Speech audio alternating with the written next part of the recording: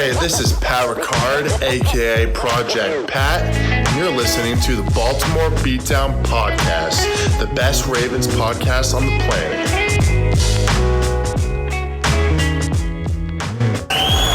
It's pretty incredible.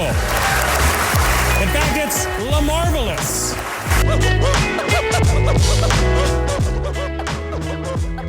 Thank you, guys.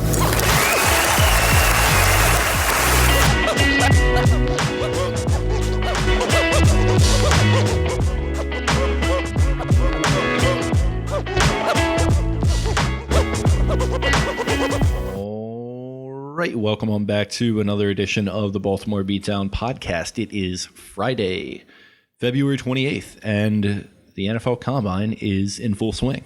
Or maybe it's coming down from full swing. What do you think?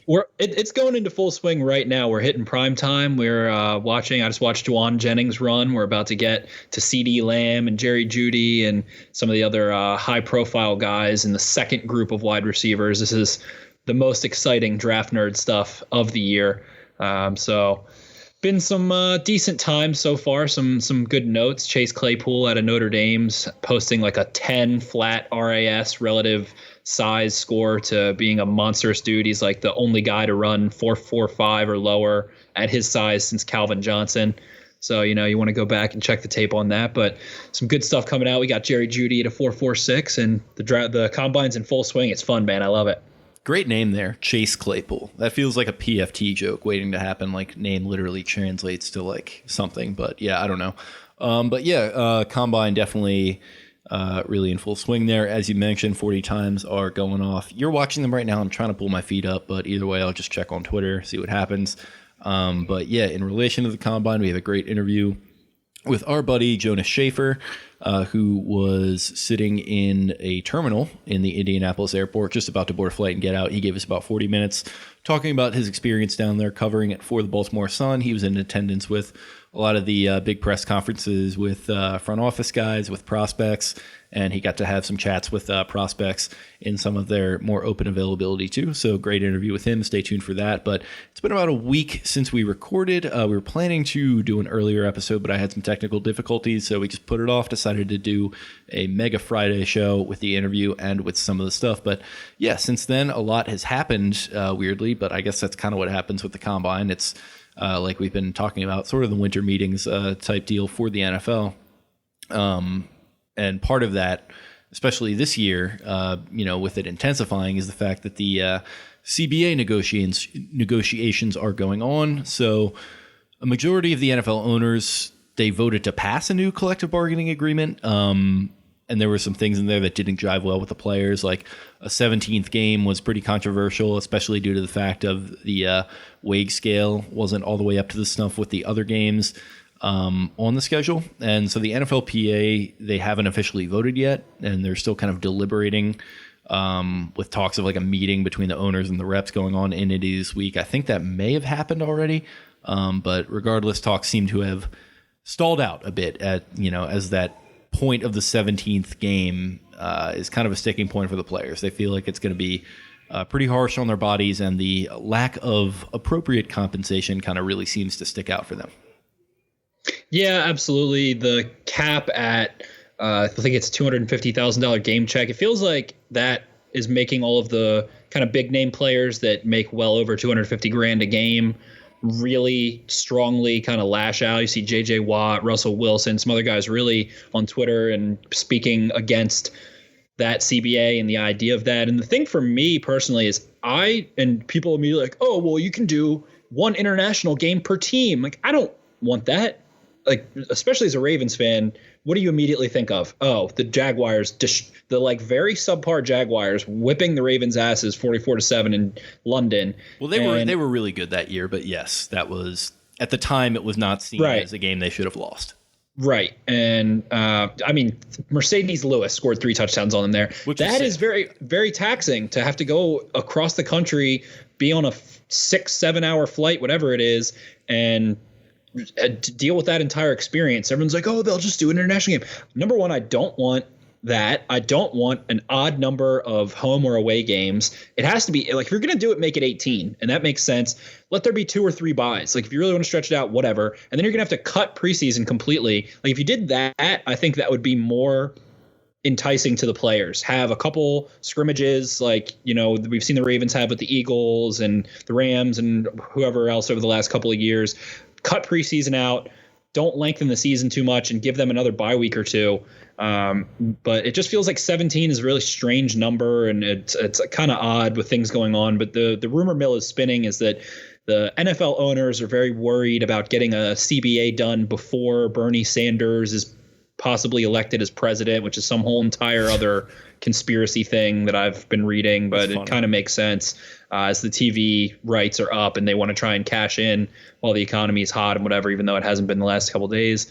But it's a mess, and it feels like they're really rushing to try and get it done and get it done quickly. But I don't know why the players would ever settle to the first offer from the owners, and for the biggest revenue sport in the world that has a 53-man roster, as opposed to baseball and basketball not combining their rosters to be 53 men, and probably not combining to have the same amount of revenue, not getting as high of a cut. So it just doesn't make any sense to me. I don't understand. Everyone's acting like the 48.5 is some huge thing. But the one thing apparently that might sway players is that by 2029, all all minimum contracts will be at least $1 million, and an estimated 60% of all NFL players are on a minimum contract. So if it just needs a majority vote by one, just a popular vote. And I mean, if 60% of the guys are like, all right, yeah, I'm down for that, they immediately get a 20% pay increase, I believe. So, maybe that makes 50 to 55% of those guys want to vote for it, and then boom, it's passed. Yeah, I mean, it does feel incredibly rushed, and yeah, they're in a tough spot with the election year. Nobody knows what's going to happen with that. And with the coronavirus now bucking its head big time, it's, kind of, they're in a rock and a hard place with the way that the stock markets are going to go. But ultimately, it's like tough shit. Figure it out. Like, you're supposed to be these brilliant entrepreneurs that, made your millions and billions off of that ingenuity. Use that ingenuity a little bit and come up with something not so half-baked. Like, my problem with it is it feels rushed, it feels half-baked, and it feels like they're just trying to rush this thing through. And that was the sense that you definitely get when they're trying to kind of sneak it by the players almost in the way that it was initially reported. So yeah, it doesn't feel like the effort is necessarily there on their sides to produce a good product. It feels like a money grab, and in effort to grab that money in as quickly a manner as possible because they don't know what's going to happen in the next 6 to 8 months. Exactly. And something I've seen from a couple players just in the social media sphere is saying, why don't they have the NFLPA, and obviously I'm sure they've got some attorneys there and whatnot, but, get the big name agents involved on the player side, get Rosenhaus's people in there and all that crap. And I mean, I'm sure you're going to end up with a better bargain as the players. And that's who I support. I support the player side. I want them to get the best benefits. I want them to get healthcare for life. I want them to, for what they do and how much sacrifice it takes and how much hard work it takes to get to that point, and how much money that they do make for the owners and for the NFL and for the economy and all that good stuff. I want them to be taken care of. The CTE stuff has had a lot of fluctuating research over the last year and a half, but it's something very real. And it's definitely, a lot of guys are not doing so well when they're 50 as opposed to the average citizen. So I would like to see them taken care of, and I'm definitely on the players' side there. And I hope that they can come to a nice agreement and we don't have a stoppage, because a stoppage would be horrible for us because we like to watch football. So hopefully we avoid that. Yeah, definitely. I mean, the players kind of got jobbed a little bit in some senses with the way that it was restructured last time, almost 10 years ago at this point, specifically, positions like running back.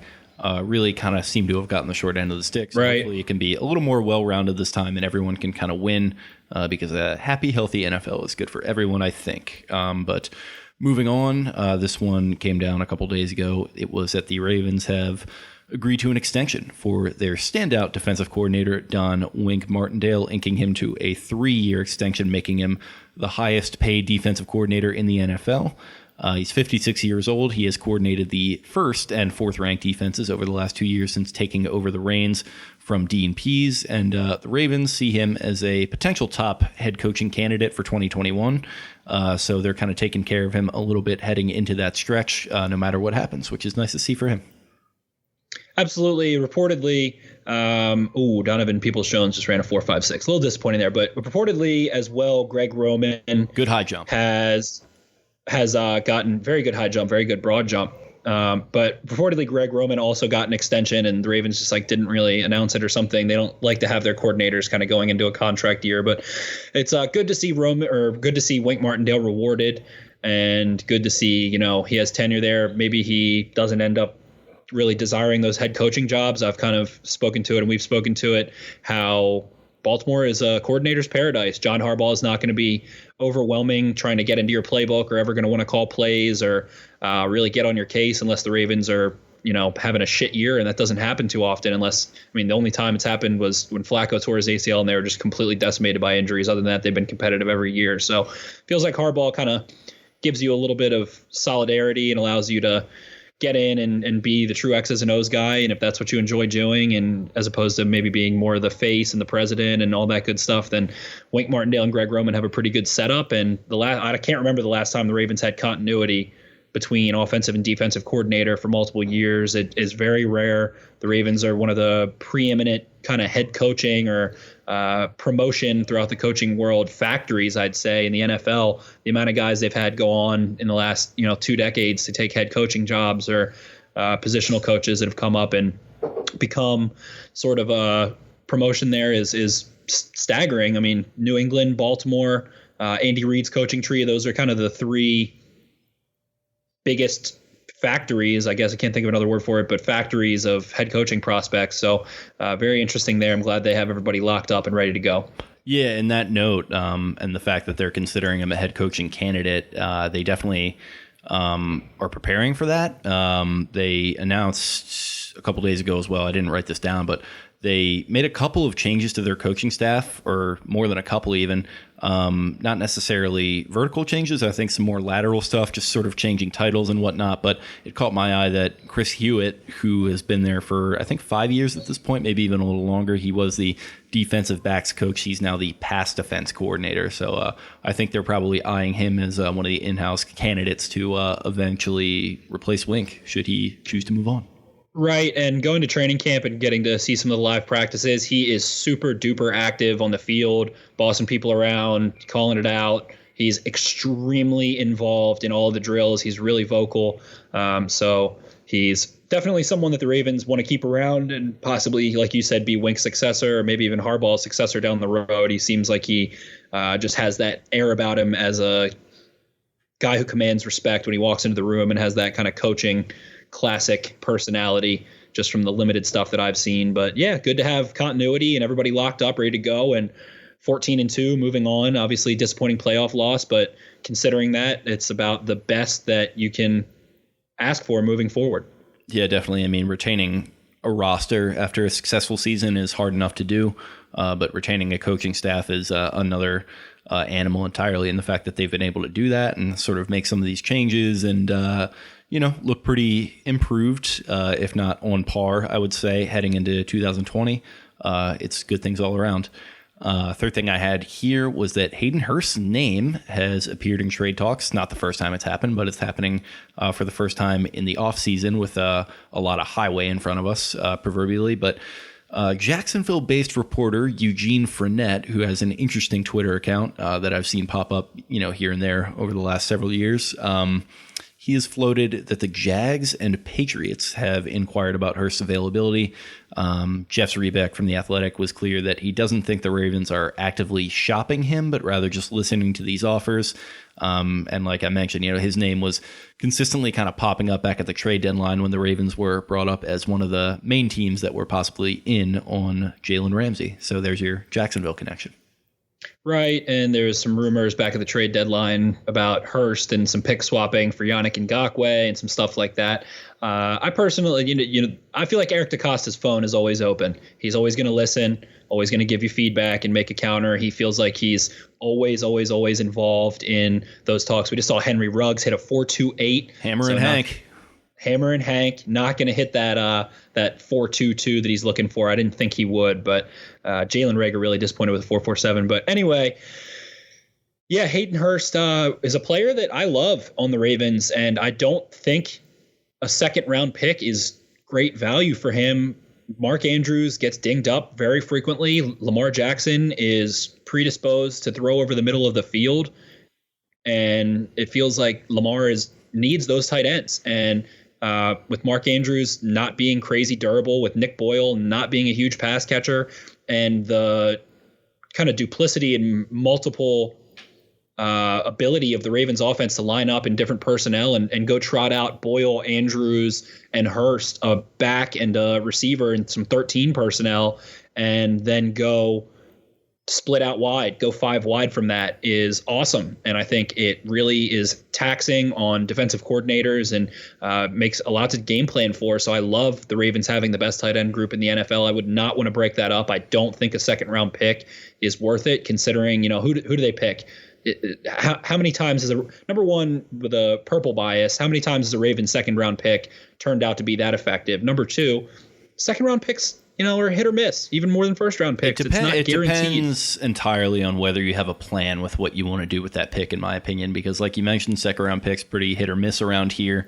But hey, I mean, if you have 2 of them, then that's pretty good ammo to maybe move up and, grab a player in the first, or maybe move up within the second by just swapping that and maybe another late pick. So you kind of never know. I mean, it's just all ammo, bullets in the gun, so to speak. So yeah, it's tough to tell, but yeah, I'm kind of with you in that. I agree. I'd probably prefer them to hang on to him ultimately, but I think DeCosta doesn't necessarily get too emotional with this stuff. And I think if the right offer comes across the table in his estimation, I think he's going to have a plan on what he wants to do, and he's going to execute one way or the other. Yeah, I feel you on that for sure. I just hate the idea of taking probably the strongest room other than the DB room that the Ravens have, the strongest kind of offensive room in the tight ends, and turning it into, a good group instead of the best group in the NFL. So I really love the 4 horsemen there. I'd hate, not even just from I like Hayden Hurst as a guy standpoint, but from a football standpoint, I would hate to see him go. I think that he has his best football ahead of him, and hopefully that's just a rumor and doesn't come to fruition. But if it does, I have good faith in Eric DeCosta, just as I had faith in Ozzie Newsome, to make the right decision and do what's best for the football team. He gets paid the big bucks, and I talk about what he does for his big bucks. So I trust him to make the right move. Yeah, definitely.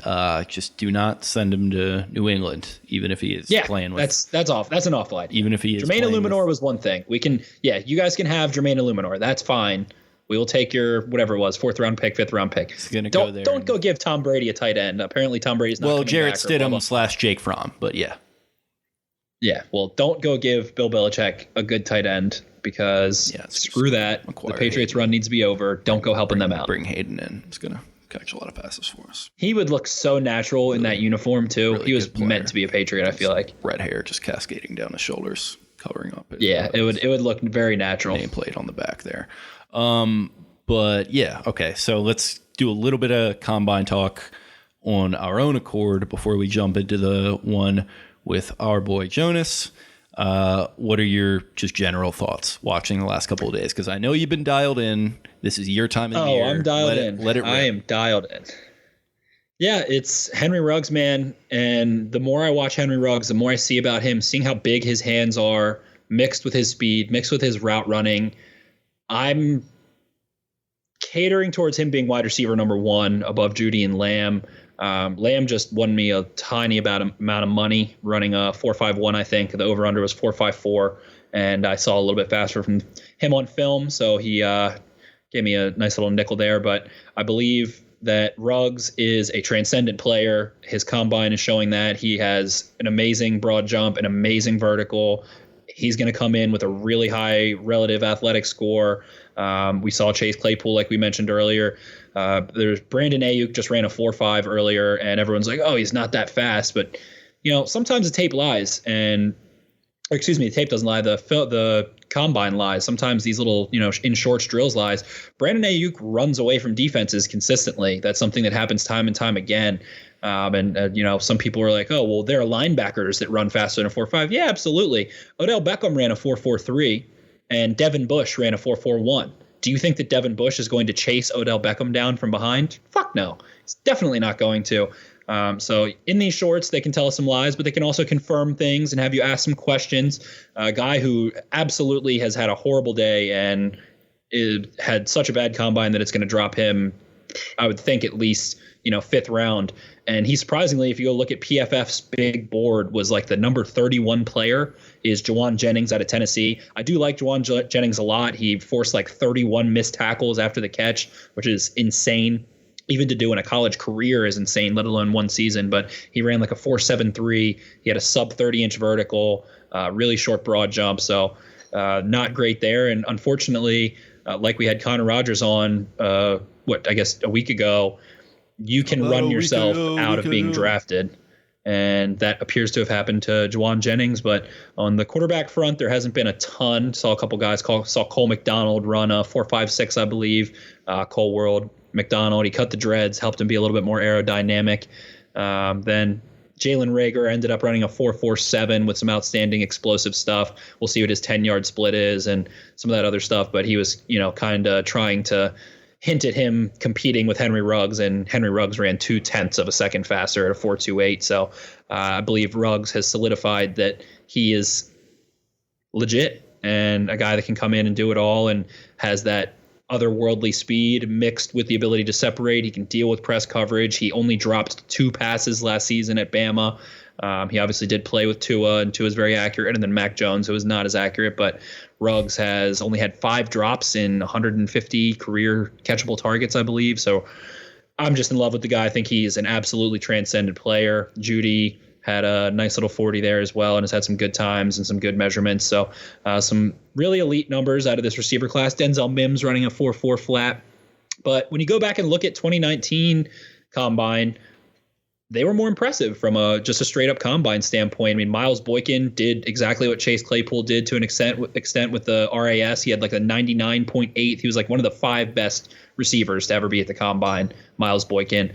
And he didn't get drafted until the 3rd round. Decent production at Notre Dame, nothing crazy, but shows that the combine is more kind of supplemental to the film, like Connor had also said, than the main shtick. So don't be the Oakland Raiders drafting Darius Hayward-Bay in the 1st round or Fabian Washington just because they're fast as hell. But when you see a guy like Ruggs who can do everything asked of him and has the measurements, it's just like a double check mark on everything.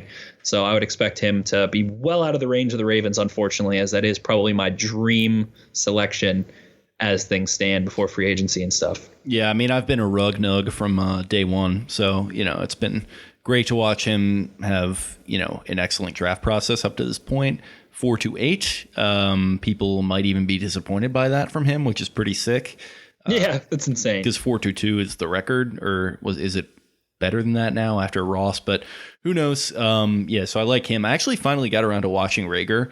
I really like him. It's like a souped up like Edelman to me, kind of. Yeah, he kind of has the same body type as everyone. Everyone wants to say like Debo because he's like the hot guy right now. But I watched him and I was like, yeah, he's like Debo is a new Anquan Bolden. Everyone's a Debo. Everyone is Debo Samuel. Yeah, that's every comparison. I was like, yeah, kind of like I get it. I could see that with this, but like watching him, like the versatility and some of the stuff that he does, and like I don't think Edelman is this like amazing physical talent. I think he's more physically talented than Edelman, but in the right offense, I think he could be a beast. Yeah, he gets off of press really well. He can play on the outside. He can play on the inside. He can do that gadgety stuff if you want. But I like Reagor just as a kind of complete receiving prospect. He had 7 drops last year. He also had the worst quarterback accuracy for any receiver that is like a legitimate prospect. I think it was actually in the entire country, like 41% of it, or I think it was 39% of his targets were accurate. A couple guys that were hindered by stuff like that. Donovan Peoples-Jones was like 43%. So, drops you kind of want to go look at and see what it is, because that's a red flag for sure. 7 drops is a lot. I think it was like 16.9% of his targets, which is a red flag, frankly. And then him running a 4.47. This is the kind of perfect storm for someone to drop into the second round and get really good value there. And maybe the Ravens want to, draft BPA there. And then Eric DeCosta has been speaking at the combine of how he wants to make the Ravens offense undefendable. And I just truly believe adding one more Hollywood type burner that can take the top off and get separation on the intermediate stuff and can do the little screens and things like that. I think having that on both sides of the field, you can't load the box. You can't play deep because the Ravens are the best rushing team in NFL history. That is an undefendable offense. You have Miles Boykin, who we've talked about 1,000 times. We love him. We think he has so much potential still. We would like to see him get a little bit more work in the offense, but there's a lot of mouths to feed now. That's why having Hayden Hurst was kind of begging for more targets and saw him get ticked off in the playoff game. But it's hard when you have so many playmakers, and then Lamar Jackson being one who is, a scoring point guard. He's gonna drive to the hole a lot because he's good at it. So that's a good thing when there's so many mouths to feed and you have so much talent. Look at the Kansas City Chiefs. Same thing. Sammy Watkins, Mecole Hardman, Travis Kelce, Tyreek Hill, all those guys. It's a good thing when you have too many mouths to feed, as long as they're not, doing some Antonio Brown-esque shit and staying kind of with the team environment. I don't think Harbaugh really ever has been a guy that allows players to act in that diva manner. So it's fun to watch, and I'm kind of having a blast watching this stuff and seeing. But I think that, one more speed demon receiver that can separate over top will take this offense to another level. The Ravens' Justin Jefferson connection has cooled off a little bit. 4.44 at 6'3". 6'1" and a quarter. I thought he was 6'3". Listed at 6'3", like on LSU and stuff, but he measured 6'1" and a quarter. Yeah. I like him. No, that's for me. That's a good thing. I don't like those tall receivers. How often do we fall in love with the 6'4", 230-pound, fast guy at the combine, and then he can't get off press, can't separate? Like, tall receivers need to be like Julio Jones to me, and he's not even that tall. He's tall as hell, but he's not that tall. But I've just fallen out of love with the really tall, contested catch guys. That was like the hot thing in like 2014 with like Brandon Marshall and like a young Alshon Jeffrey. Everyone kind of wanted that guy, but It's definitely shifted back the other way a little bit. Right. I think it's good that Justin Jefferson is a little more compact, and he's so freaking smooth. He checks every box. He's a good block. He's a really good blocker. He can play in the slot. He played, I think, 560 snaps on the boundary in 2018, then 800 in the slot in 2019. So his experience in the slot, experience on the boundary. He's good after the catch. He caught 12 of 13 contested catch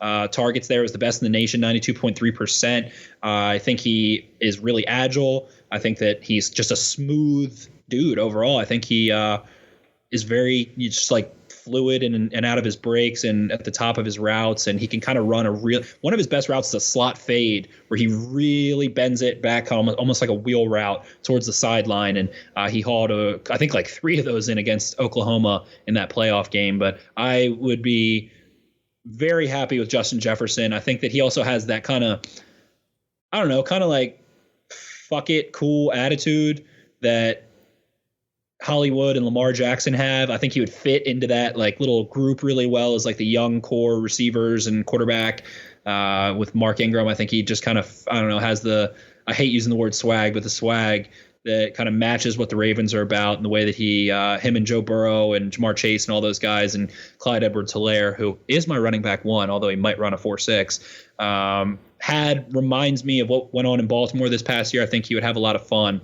in Baltimore, so I would love that fit.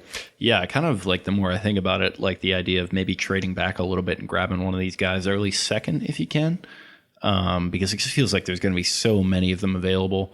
But then I would like a trade back and then a trade up, like trade back to the top of the second, then trade up from the end of the second round. They did that. They did that last year, but in the third round.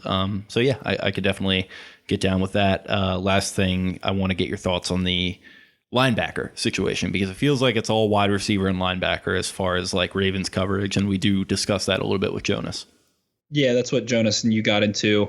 You had told me, and the Ravens website is like pumping out linebacker articles. Then today, I believe Jordan Reed, who covers the whole prospect process for the Draft Network, not the tight end Jordan Reed, the not the concussed one, the Twitter presence Jordan Reed, and works for the Draft Network, was asking. I can't remember what the question was, but Patrick Queen said that no LSU player has ever been drafted by the Ravens, and he would love to be the first. And then Kenneth Murray had something about how he apparently this is a story that freaks me out a little bit now that I'm thinking about it and we're talking. So Kenneth Murray said at his interviews today that a woman was in a car accident and was bleeding from the head. He ran up, gave her CPR, then ran away, and she lived, and he saved her life. And he said he ran away because he didn't want anyone to recognize him. Is he Superman? Yeah, like what? What are you doing here, It pal? just is a little fishy. I'm not saying he didn't do that or anything. It was just like odd. That'd be kind of sick if he were lying about it, though. I mean, the ball's on that guy, right? That's a guy I want on my defense. Yeah, right. That's got Baltimore Ravens all over. But yeah, the Ravens like pumped an article about that already. Like there's been like 4 and then the Terrell Lewis thing. It's like I know you're not high on him, but like the fact that he's like talking about how he'd love to play there, and his name is Terrell Lewis is just kind of funny. I think he is fucking huge and really quick. So I don't know. He's someone that has the I think he'll test really well. It has the measurables. Jalen Reagor just ran a 4.5. Oh my god! I thought it was 4.6. He ran a 4.47 and then a 4.5. And Voss was just saying in the chat how he's not fast. Reagor just isn't that fast. He hit 22.6 miles per hour with a football in his hand this season at I think he looks pretty fast. Why don't you go check the tape there, Voss? Yeah, Voss, check the tape. Yeah, check the all 22. I watched that. No, JK. It's just funny because Reagor said he was going to compete with Ruggs and is not even I don't think that was ever going to happen, but yeah, no. I don't watch the all 22 anyway. I watch the TV broadcast most of the time. It's sad. It's not sad. TV broadcast is fun. Well, it's all I could find on YouTube. I just Google like X player versus whatever team, and they have all the snaps. Which is good. Fantastic. People who do that are the real MVP. Yeah, they are. There used to be that one site. What was it? Draft Breakdown. That would that was literally fantastic. Every log like multiple years. If someone played all 3 years, you could get like the 2015, 2016, 2017. I remember watching Marlon Humphrey in that class on there. That was fantastic. RIP to draftbreakdown.com. For sure. Anything else you want to pontificate on before we close it down for the week? I don't know. I'm having an existential crisis because of the linebackers. Because I saw you tweet that. I was like, Murray. What? Define existential crisis for me. I've watched Kenneth Murray's same games like 3 times a piece, and I'm probably like the more you do that, the deeper you can get into it. But then I'm just trying to think like, all right, he's a freak athlete. He has production. He has a couple things he needs to work on. He seems very coachable. You can probably coach him right up. And if Devin Bush was worth the Steelers trading up to 10, I don't think that it was, but to not have a first round pick, getting Devin Bush and Minkah Fitzpatrick, and that was that important in their defense. Henry Ruggs just ran a 4.31, so not breaking John Ross's record at all. But I don't know, Queen and Murray, if that's a piece that the Ravens feel that they need. I don't know. Linebacker kind of is the running back of the defense where, we've gotten into the whole thing where PFF kind of examined and saw that running backs in the 5th round are just as good as running backs in the 1st round for the most part, and kind of the same thing with linebacker. But if you can get a transcendent player, and Kenneth Murray runs I think he's going to run like a 4.4 flat like Devin Bush and Devin White did last year, and then he's going to get drafted at like 11 or whatever, 17, like 16, and not even be available. So the Steelers are trade like every pick that they don't have to go up and get him. Yeah, they'll give false promises and whispers of sweet nothings to go get another linebacker to stick next to Devin Bush. But yeah, so I'm having a crisis over the linebackers. So we'll post a mailbag for our episode next week. Feel free to weigh in and help me out with the linebackers, because I'm very torn between whether or not it's just that, like we said, the Ravens media department is having so much like content about those two guys that it's freaking me out kind of, and it's like making me question things. So not done there yet, but as of now, I'm sticking with, I like the guy Akeem Davis Gaither out of Appalachian State. I think that he is a Love player a good two last name guy. Yeah, we needed some. Who do the Ravens have anyone with a hyphen right now? I think so, right? Maybe. I don't think they have any hyphen. So watch out for Donovan Peoples-Jones and Amon Lewis Marshall. Yes. Okay. I think you need at least two to win a Super Bowl. Okay. So look out for Akeem Davis Gaither, Donovan Peoples-Jones in rounds 2, 3, 4. And the Ravens are going to add one of them. The cool thing about Donovan, meet that quota. Yeah, the cool thing about Donovan Peoples-Jones is that he's the Peoples-Jones. He's not some corporatized, version of Jones. He's the Peoples-Jones. Free State of Jones. Free State of Jones. He's like the Bernie Sanders of the NFL Draft 2020. Free touchdowns for everyone. It's a problem. I'm going to get my broad jump up. I swear, I'm going to do it. I'm the only prospect here who's not a first rounder. All these other ones coming from places of means. I'm not a, high. I had Shea Patterson throwing me passes at Michigan. Okay. Do you understand that? That's a problem. This is an existential threat to our football country. And it's something that needs to be fixed moving forward. Thank you, Joe Rogan, for having me on. Just listened to that the other day. I didn't even know he was on Joe Rogan. Yeah, it was good. It's like an hour. Really? that would be a fun one. Because at this point, I've heard. Well, we won't get too deep into politics on here. We refrain from doing that. Yeah, I'll preface this by saying I know literally nothing about politics, but I listened to that, and I was interested. I love Joe Rogan, but yeah, now that we've disassembled down to our bare core of doing Bernie Sanders impressions, talking about Joe Rogan, I think it's time to wrap it up. I would think so. Thank you, everyone, for listening. Please go ahead and stay tuned for my 40-minute chat with our buddy Jonas Shaffer in the Indianapolis airport, which is sick. Nice long episode for you here to make up for the fact that we only did one this week. We will try to be back early next week for a full combine recap, maybe some other stuff. Who knows? We will figure it out. But go ahead and subscribe if you haven't already. Leave us a 5-star rating if you're on iTunes and a review.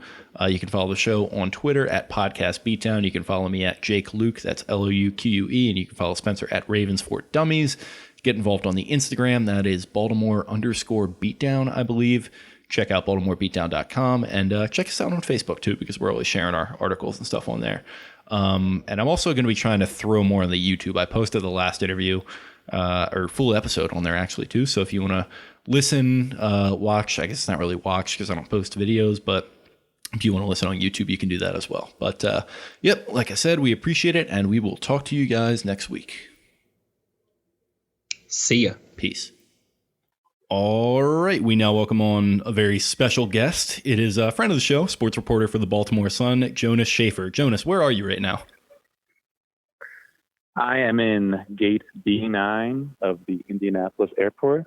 I can't give you the exact name because I've been here exactly, I think, twice, but I think it's Indianapolis International. I'm looking at a Mac store, I think. I have no clue. But yeah, happy to be on the phone with you guys. Awesome, yeah. Happy to be back on the phone with you guys. Yeah, absolutely. Had to, get the lay of your surroundings there because we knew you were going to be flying out, but wanted to squeeze this in because you were just, as you mentioned, in Indianapolis for the Combine, and we wanted to tap into that a little bit. So, jumping into things, we wanted to get a recap of the Combine for us based on your experience. So how would you best sum up the role of a beat reporter attending the event? Well, this is my second time here. So the first time was last year, obviously. This year was a new schedule for the big people in the NFL. A lot of teams just rolled out their coach and their GM on the same day. So it's pretty interesting to see the media ranks thin kind of pretty considerably after Tuesday. Just a lot of beat writers coming in just for those two big names and then getting out of town. For us, we only had Eric DeCosta talking on Tuesday because John Harbaugh, if you didn't see, is recovering from knee replacement surgery. So he was laid up back in Baltimore doing all of his film study, doing all of his off-season work back there. But, it was just that was the big day, I think, for us as well, just talking to Eric DeCosta getting his thoughts on everything from Marshall Yanda to Matthew Judon to the wide receiver class to, the need to, maybe upgrade at outside linebacker, upgrade that front seven. And then the past 2 days have been just talking to prospects here and there, getting, the lay of the land from guys like Patrick Queen, Kenneth Murray, Zach Bond today. Yesterday, it was a little more low key. On Tuesday, obviously, there were the wide receivers who we didn't get a chance to talk to that much just because of all the stuff going on with the Costa. But it's been a mix of, just kind of forward-looking stuff at the draft and then more urgent matters like, the Judon situation, the Yanda situation. So, there's not a lot of time to kind of kick your feet back and just, recharge batteries. But it's always a blast to see people and to walk around and get a sense for what's percolating in Baltimore and in the wider world of the NFL as well. Yeah, definitely. And you hit on, a ton of stuff there that we're going to be covering. Like as someone who attends the event, you mentioned a couple of the bigwigs there with, Harbaugh not in attendance this year, but usually is. DeCosta, you talked about going to his press conference. What's kind of your opinion? Because like a lot of the front office guys and coaches do show up to it. What's your opinion on the idea that it sort of doubly serves as like a winter meetings type thing, similar to what MLB does? Yeah, I mean, that's a good point. It's interesting because obviously I think it's probably a little bit more informative than the winter meetings. I've never having been there, I can't give a totally accurate comparison, but because free agency isn't as urgent, I think, as it is with the baseball meetings happening right after, I think you get the sense that there's a little bit more honesty here. There's not as much, kind of poker being played. There aren't as many cards being held close to the vest. So I think it's informative. It's also interesting just because you have the prospects and the general managers in such close proximity. So you have a sense for just exactly, who's meeting whom and that kind of thing. Obviously, I know, that information can only go so far because with Lamar Jackson, the Ravens made, took great pains to not even meet with him to kind of conceal their interests. So just because a prospect says he had a formal meeting with the Ravens doesn't necessarily mean that they're totally keen on him or that they have him at the top of their draft board. There's a lot of misdirection here. But it's still interesting just to hear from GM, the coaches, the prospects. It's of great value to people like me and Jess Rebeck is also here just to ask other GMs and other coaches about, interest, topics of interest to the Ravens, like the franchise tag, like, the Ravens defensive versatility. So it's very cool if you know what you're doing, which I hopefully, think better at Clips this year than I was last year, just to ask a lot of interesting people, a lot of interesting questions. Yeah, definitely. And you hit on some like interesting points there. It's like a very sort of, I don't know if I'd say buttoned up, but it's like a kind of a conventional NFL event, very on brand. But there's a lot of sort of cloak and dagger stuff going on in the background. Like in that sense, do you enter an event like this with like a conventional mindset of like, I'm just going to try and get good info from the players and the front offices during their availability? Or are you kind of working back channels and like trying to hone in on some of the information that's floating around behind the scenes a little bit? Or is it both? Yeah, it's definitely both. I mean, just to give you a sense of the different avenues for information that you expect and don't expect. I mean, just on the way to the airport here, my Uber driver was a very nice lady who, started a conversation talking about how she had obligations to take her daughter to her cello practice or her orchestral concert that was upcoming. And then the end of the conversation was her talking about how one of her previous trips was taking Malcolm Jenkins, the Eagles safety or Eagles defensive back, from some point in Indianapolis to another point. He was on the phone with, labor reps, either, in Philly or around the league or whatever, just saying like, I voted no on a certain issue, not because I didn't believe in it, because I wanted to split the vote and enforce something. And, so it was interesting just to hear her, recall certain important people in these NFL CBA talks saying that they weren't voting for certain things because of certain reasons. And obviously you don't expect your Uber driver to be one source of information. And I don't think it's a particularly useful, tidbit because obviously you weren't there for it. And it doesn't really have any relevance to what's going on with the Ravens. But obviously you want to keep your ear to the ground wherever there might be information, and because you never know what's going to help break a story. Is there a lot of CBA stuff kind of floating around? Because I feel like in a bargaining year, it'd be kind of like a game of Survivor a little bit down there. Yeah, I think it's very cloak and dagger. I mean, I don't want to speak erroneously, but I think Ronnie Stanley, who was the Ravens player rep, and I think still is for these type of negotiations, was in Indy earlier in the week, and then I saw on Instagram yesterday, which would be Wednesday, that I think he's flown out to California to do some off-season training with like Tyron Smith, Justice Hill, all the way out in California. So, I don't know if he's the point man for the Ravens players. I know he was, I think, last year. But again, I don't think there's anything stopping him from doing his job remotely either. Definitely. That's interesting stuff. Like, what do you think, just in a more general sense, like what specifically do you think you were looking forward to the most coming out here? You mentioned it's your second time. Is that going to be like talking to a specific person or like covering a specific presser? Do you have anything kind of circled on the old calendar? I think it probably was just, getting DeCosta's take on everything Judon related. I mean, there's no more big budget item on the Ravens to-do list than Judon. It costs anywhere from $16 million to $18 million to, if they sign a long-term extension, maybe more than that. And obviously the Ravens have an incentive to spend this year. They don't have as much cap space as other teams, as all your listeners probably know. And part of that is because they've done a great job at being proactive and extending some of the guys they want to have on the roster, like a Pat Ricard, like a Chuck Clark. But obviously, I think Matthew Judon is a pretty polarizing player just because there's a lot of, arguments to be made here or there that his production is probably a function of how the Ravens play defense with how aggressive Wade Martindale is. But, obviously you wanted to find as much information as possible from Eric DeCosta. You wanted to not only know where they were in the contract negotiations, which, they could be very far along, they could be not very far along. All Eric would say was that they're ongoing. But you also wanted to know, if it gets to a point where they have to tag him, whether they want to tag him as an defensive end or as a linebacker. And, it's only a $2 million difference, but it could be that difference becomes very important, at some point free agency. And again, Eric also declined to comment on that because, he knows that information is key in cases like this. And he wasn't going to give that up just so easily. It may also be that they kind of reach a peaceful resolution on that and kind of split the difference between the $16 million and $18 million or whatever those two ends are. So, I think Eric was definitely the main attraction for all the Baltimore media who came to Indianapolis this week.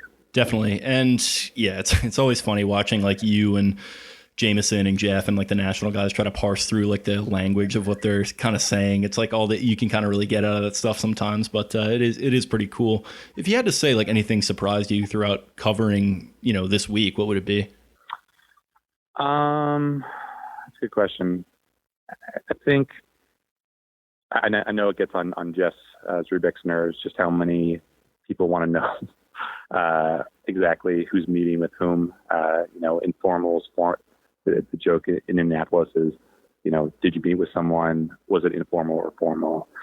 And I know for the teams that are less successful than the Ravens, which this year was a lot of teams, that's definitely of interest because I think it speaks volumes for a team like the Redskins, for instance, whether they met with someone like Tua Tagovailoa and whether that was an informal or formal meeting, because that might say a lot about where they are with Chase Young and trying to maybe trade down and get great value for that number 2 slot. But for the Ravens, if you ask a prospect like that, there's only really so much value I think that you can ascertain from figuring out whether someone like Zach Bond had an informal or a formal meeting, or someone like Justin Jefferson out of LSU have met with the Ravens, because there's still so much time to go in Indianapolis when we're asking these guys, and there's still so much time to go in the next couple weeks, months ahead to for these teams and these prospects to meet, whether it's under kind of cloak and dagger circumstances or out in the open. So it's always kind of funny just to see the reporters for the certain teams and just how aggressive they are in finding that kind of information, whereas teams like Baltimore or Kansas City, those beat reporters are a little less pressed on it because there's so many more permutations of possible draft order and prospects and stuff like that. So that's always interesting. Just to kind of have a laugh about that, because you don't really have to know that much information about the prospects, at least at this point in time. Yeah, definitely. And you mentioned Jeff getting frustrated there. You can always kind of tell he is when he's like responding to these random accounts on Twitter to like kind of defend his case and stuff like that. I always get a laugh out of that. But in terms of like those, thank you, Jeff, for you. in terms of those front office press conferences, like, is there a specific approach that you guys try to take in order to get more info during what's, you mentioned, a pretty busy time of the year, or do you kind of just play it by ear with each one and try to just take what you can? Well, this is a little bit kind of behind the scenes, but obviously you go into these press conferences with a game plan and you have certain questions to ask. But in this particular one, just because, there were only a couple reporters from Baltimore who made the trip. And this is going to sound petty, and it, to an extent it kind of is, but the first, 15 minutes of the press conference, so to speak, are streamed on the Ravens site, and that's viewable for anyone who has an internet connection, including some of our compatriots in the Ravens press corps. But then, off to the side, we were able to get Eric DaCosta, which is a very nice privilege to have, and that is not streamed. And so if you do get that information, that's somewhat privileged until you tweet it out or until you publish it in an article. It's not widely disseminated. So there was strategy, I will say, with me and Jeff, to not ask certain questions, like some of the Judon questions, until we got Eric off to the side. Obviously, we can't control what other people are asking. We can't control what the BaltimoreRavens.com people are asking. But I know for us, it was a little bit of strategizing there, just to not get Eric answering questions about situations like the Judon situation until we were kind of face to face with him, away from the TV cameras. Yeah, definitely. I'm always intrigued by like the strategy that you guys maybe take into it. So I had to get that one in there. But as far as like the press conferences overall with the front office guys, I imagine they can kind of run together a little bit. Is there one in terms of the front office pressers, maybe other than Eric, that kind of stands out to you the most a few days in the rear view now? Well, the story that ran today for us about just defensive versatility and the kind of defense that the Ravens are trying to make. I haven't heard too much. I haven't interacted with him too much, but I know Jeff had told me that Dan Quinn, the Falcons coach, is always great. And, it was interesting to talk to him because obviously he has that background in Seattle, having come from a great defensive background with all the versatility there. So I was kind of curious with his perspective there, with him being in a division that has, really impressive weapons like Christian McCaffrey in Carolina, Alvin Kamara there with the Saints. Just what kind of stresses does having those players in the division put on a defense? And he said, well, it's really tough to know what kind of safeties to get, what kind of linebackers to get, how to position them before the snap defensively, because it's one thing to try to stop them, just as normal running backs, but if they're coming out of the backfield, they run their routes like a wide receiver. And the one thing the Ravens have done really well, I think, is format their defense. So you have guys like Matthew Judon dropping the coverage a lot more than normal edge rushers. You have Chuck Clark playing in the box a lot more than normal safeties. You have Marlon Humphrey capable of playing on the outside, which he normally does, and I think we'll see him do in 2020. But also being forced to play slot cornerback, and what kind of advantages does that give the Ravens, defensively? And I just wanted to ask him, ask Dan Quinn about the versatility. So, he's a great guy to talk to. I know Bruce Arians is always, pretty lively to talk to. The Pittsburgh Steelers GM, Tolbert, was pretty interesting, talking about just the depth of the outside linebacker class. And if you look at the transcript, some coaches a little bit more cantankerous than others. I think, Dave Gettleman had some back and forth with some New York media about just certain things here and there. Obviously, the more aggrieved franchises, the more the franchises that are a little bit that are on shakier ground than the Ravens, which I think at this point is about 99% of them. You're always going to have a little bit more tension there. But yeah, it's always interesting just to see who's talking, who's not, that kind of thing. Mike Tomlin, I think, just pretty much avoids Indianapolis altogether. There weren't any Patriots officials at all who came to here. Bill Belichick, I think, is just decided not to make the trip this year. I'm not sure if he made that same decision next year. So you're wondering just how much value there is for a Patriots reporter to come down here and just only talk to prospects. But yeah, I mean, it's always fascinating to see who's talking, who's not, who's a good talker, who's not. And, it's going to be interesting to kind of figure out that way of the land if I keep coming back here for the next however many years. Yeah, definitely. And, Dan Quinn, a Salisbury University product. So I like that first answer there. Yeah. Shout out to Maryland. Absolutely. Yeah. So in that same kind of vein as that, first question there, like, is there a specific approach that you take with the prospects when asking them questions? And is there any sort of prospects media availability that kind of still sticks out to you? I think really you just hope that they are interesting to talk to. I mean, I know that unless I'm staking out, someone like Chase Young, who I don't really have any reason to talk to, I'm probably not going to be able to ask him a question.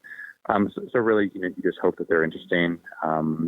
You hope that other people ask interesting questions. You hope that the reporters who are assigned to transcribe those transcripts do it accurately and do it in a quick fashion. But again, like I mentioned, there's only so much value I think that you can extract at this point. If you're a reporter covering a team like the Ravens, so I think that there's a lot of value that you can get here, but there's probably even more value that you can get from the pre-drafts, luncheon that the Ravens do every year. And because obviously at that point, maybe the mock drafts are a little less variable. Maybe you have a better sense for exactly, who the Ravens are targeting, and you can kind of winnow down the questions that you want to ask. But it's just fun to, kind of put a face to a name in cases like this and to get a sense for, how smart someone like Zach Bond is, which was really impressive. You can get a sense for, just how kind of humble someone like Kenneth Murray is, the Oklahoma linebacker is. You can get a sense for, talking to players around other players. Like, it's interesting to talk to the LSU running back, Clyde Edwards-Helaire, just about how impressive he was. How impressed he was by someone like Patrick Queen. I asked him, for instance, on Wednesday, I think, whether he thought that the great stretch of play that Patrick Queen had toward the end of his season, where he was, just culminating with the defensive MVP and then national championship game, whether he thought that was the best that Patrick Queen had played, in his entire career. Edwards-Helaire said no. He's always been that good. Just that was when his game really kind of popped off to a national audience. So it's always that interesting, I think, just to talk around players to get insights from their teammates, because obviously they have a little bit more of an incentive to be honest and forthright, and maybe they have a great story about a player that asking the player himself won't necessarily yield. Definitely. And on that note, like, I think this might be a tough one. Like, I don't know how much tape you're necessarily breaking down, but like in terms of their attitude, like who of the players that you spend time around do you think would mesh well in the Ravens locker room? That's a good question. I think I was really impressed by all the linebackers that I talked to today. Those big three, Bond, Queen, and Murray were all impressive to talk to. Who else? I can't really remember too much of the wide receivers. It's all kind of a blur at this point. Yeah, I bet. I was really impressed talking to Javon Leake, the Maryland running back. He mentioned yesterday that he met with the Ravens special teams staff, and obviously there's not a huge need at a running back, but there is, I think, certainly a need at returner, and he was the best returner in the Big Ten last year.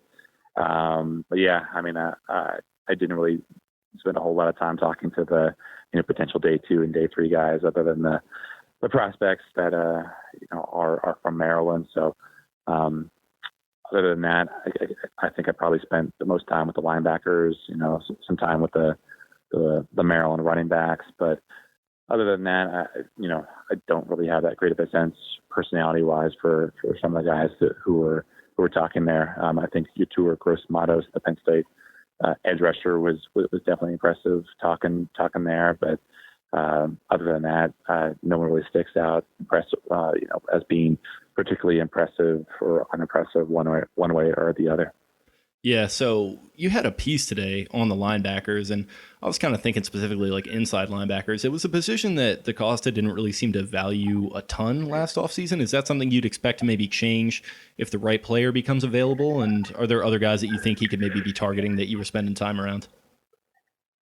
Yeah, I think it would be interesting to look at those guys as potential moves. Obviously, it was kind of interesting just to look back at the Ravens draft history, and for as long as the Ravens have been a franchise, that they've only made 2 picks in the first round on an inside linebacker, and I guess that shouldn't really be that surprising because Ray Lewis was just such a staple here or staple there in Baltimore that there was really no need to pick anyone else in the first round. And then, when he did move on, the Ravens, made a pick, and the next and the second, and, that was the last pick that the Ravens made was CJ Mosley. And he obviously was just effective. So if you look back at the franchise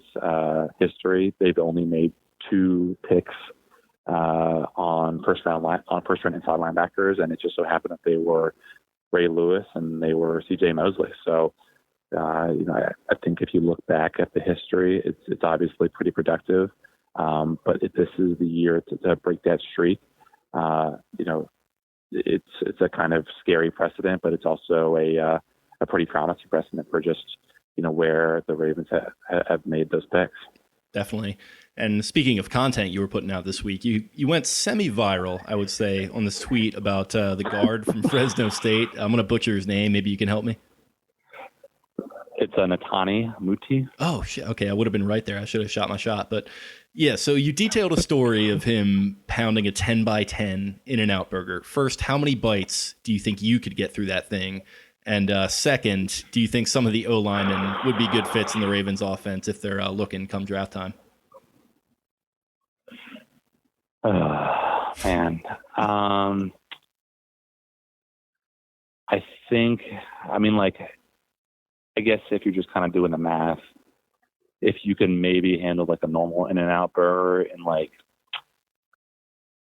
6 bites, I guess, then if you're if you're doing the math, then if you're doing that by a multiple of 10, then you're looking at 60 bites. But then again, you're also not really counting for just how exhausted you would be by the end of that 10 patty situation. So,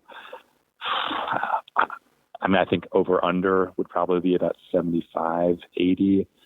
But again, you don't really know just exactly where that would be. But as for just his fit, the question with someone like him is just whether, he would fit, whether he's going to be healthy enough to give a team like the Ravens every incentive to draft him. Because I think, you look around on the early,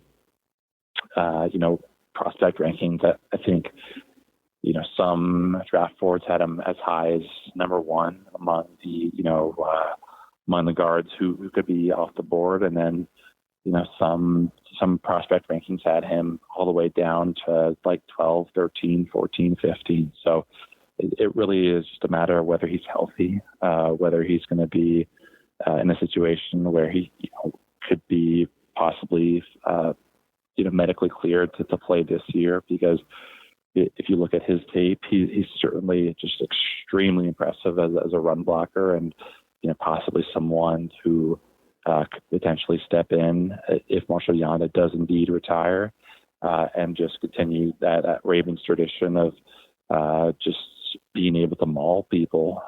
Because you look at him and what his tape showed at Fresno State, it's super, super impressive. But if he's not going to be healthy, then you're not going to want to make that investment. So I think it's going to be interesting. He's going to be a guy who,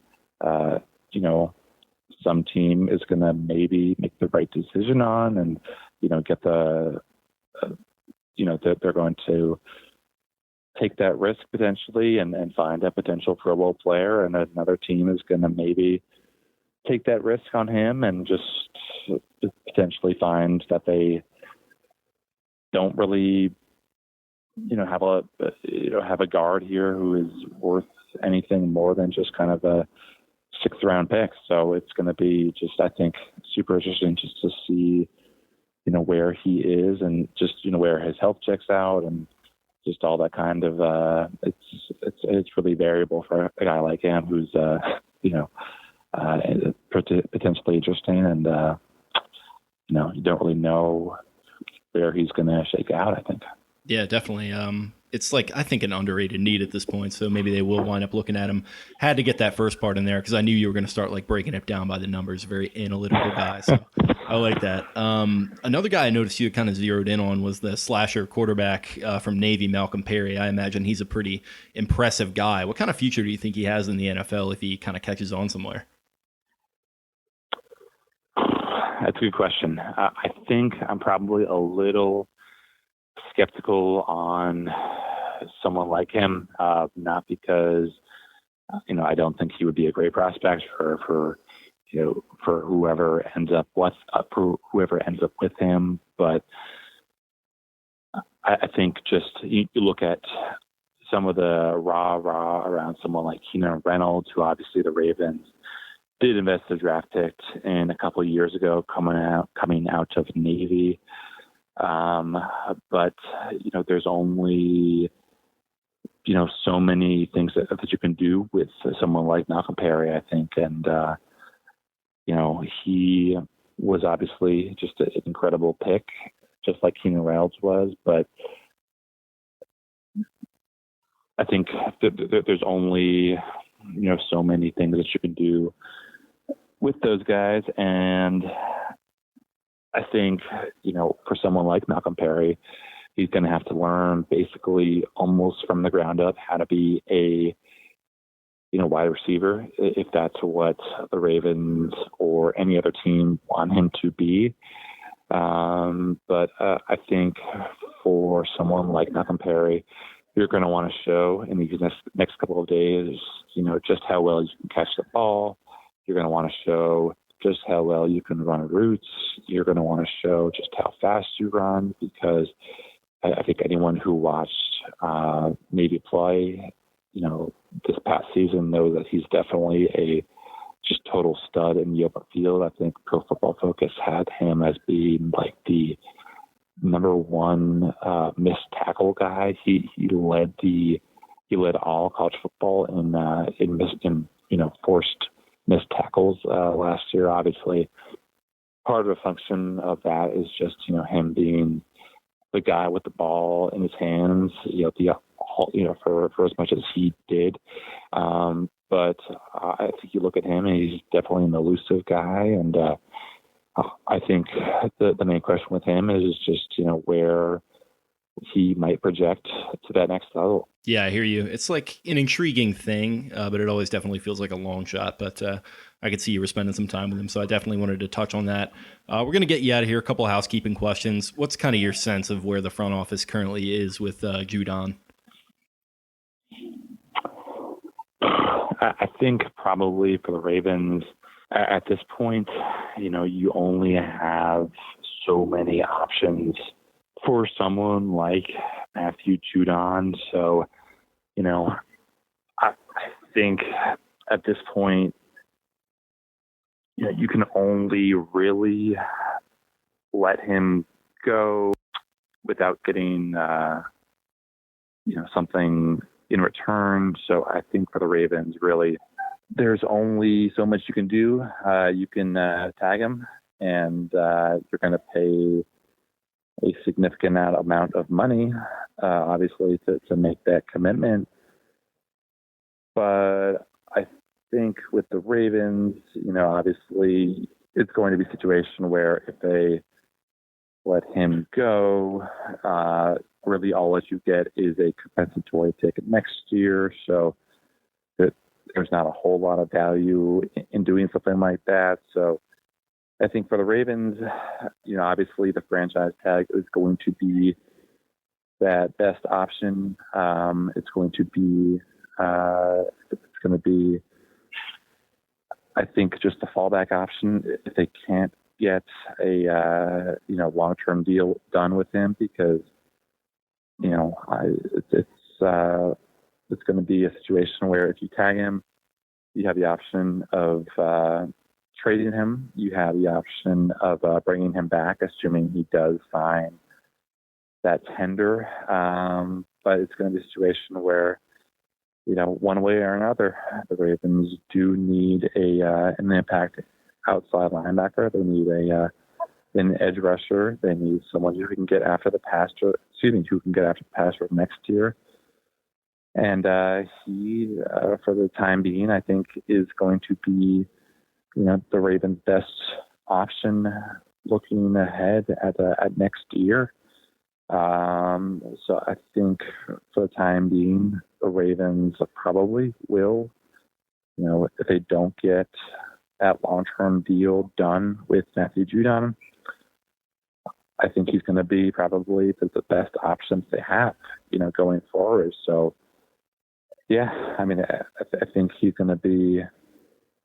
There's probably no other player available to the Ravens. I mean, they're probably not going to have the money to sign someone like Jadeveon Clowney, financially speaking, or it doesn't really make sense for them to invest in whatever it's going to take Jadeveon Clowney to bring him back. And for Shaquille Barrett, someone like him, I don't know if he's going to even get to the market.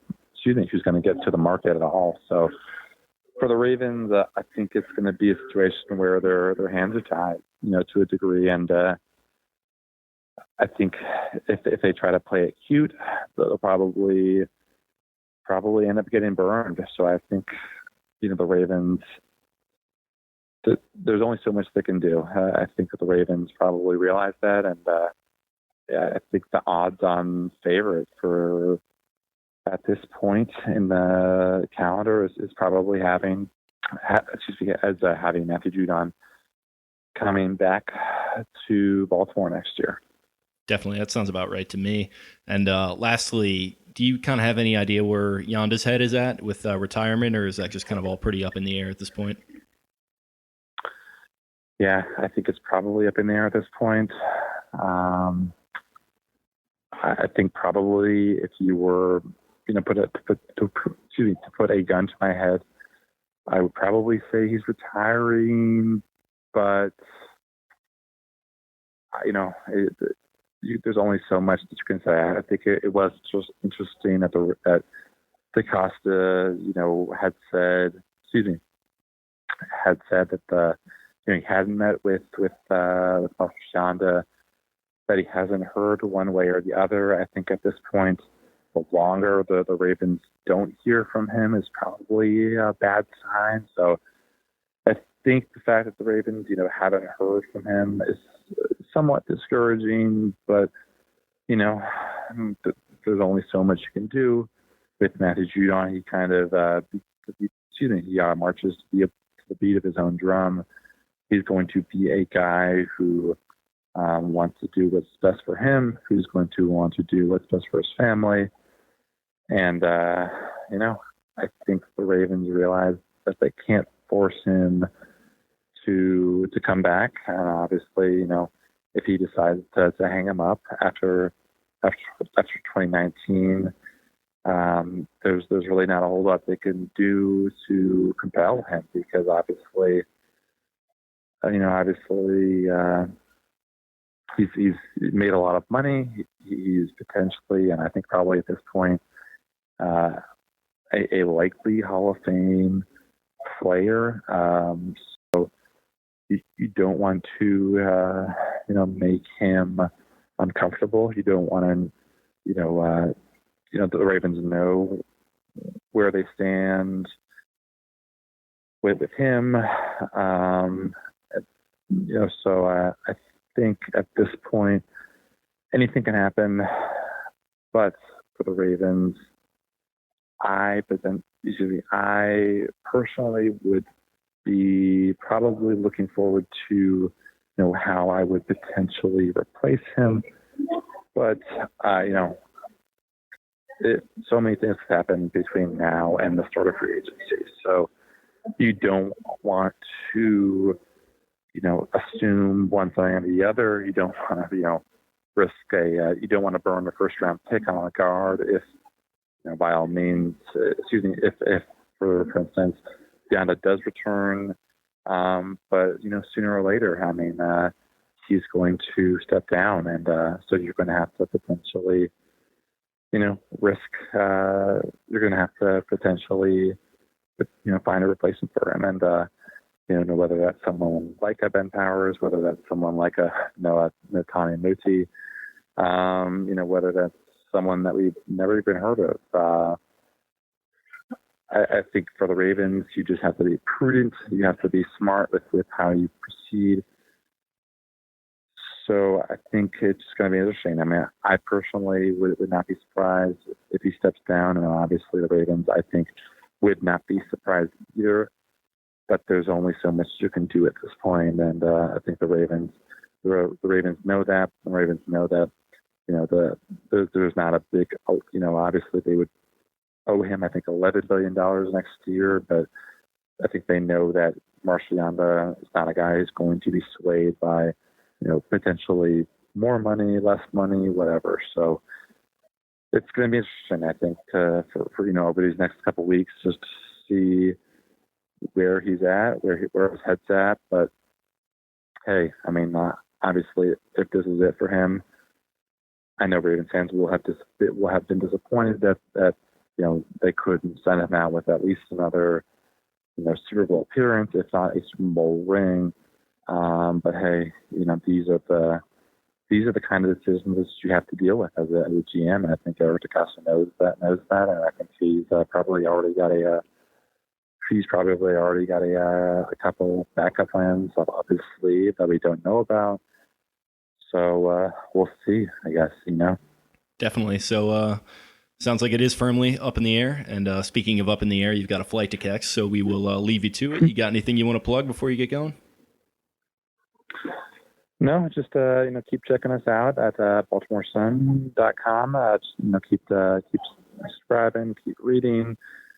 So I don't think that there's a whole lot else that's going on there. But hey, thanks for having me on, man. Hey, you got it. Thanks for doing it, and safe travels back. Okay, buddy.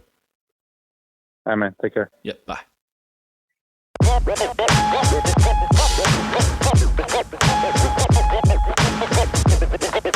All right, thanks a lot. Appreciate you guys. See you later.